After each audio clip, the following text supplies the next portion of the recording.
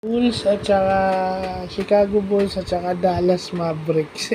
So, dikit yung laro, magandang laban, ano, hindi nagpaiwan yung Bulls, lumamang pa nga.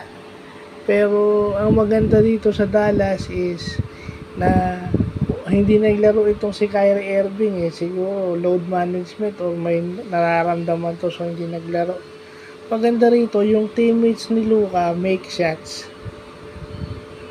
No, yung mga dapat tumira aside from Luka, tumitira. And Luka gets his points. Alam naman natin sobrang galing ni Luka Doncic kaso kailangan lang niya tulong. Sana parating ganun, no? Yun lang naman ang hinihingi ni Luka na lahat ng kakampi niya mag-step up. Lalo na lagi siyang double team, yung laging may depensa sa harapan niya o yung depensa nakatutok lagi sa mukha niya. So, ganun. No? Yung mga kampi niya, yung kahit sino doon, basta open, kumpiyansang tumira, pumapasok. Kasi minsan, kahit open ka na, nag-hesitate ka ng tumira kasi pinanonood mo na lang si Luka. Pero this game, hindi nangyari yun. Kasi ganun yun pagka nakikita mo si Kyrie at saka si Luka, ang tendency ng ibang teammates, ano ka na lang manonood ka na lang kasi talagang madadala ka dahil sobrang galing nila. Pero hindi nila alam na nahihirapan din yung dalawang players na yun na hindi nangyari dahil lahat sila tumira, pumasok. Naging aggressive sila masyado kaya pumapasok yung mga tira nila.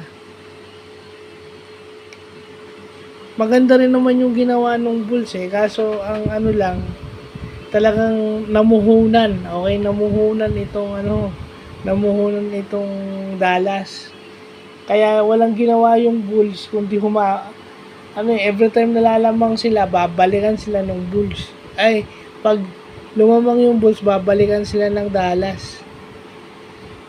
Kahit sino, pumapasok yung tira Yung rookie nga nila, yung young player nila, pumapasok yung tira, buenas.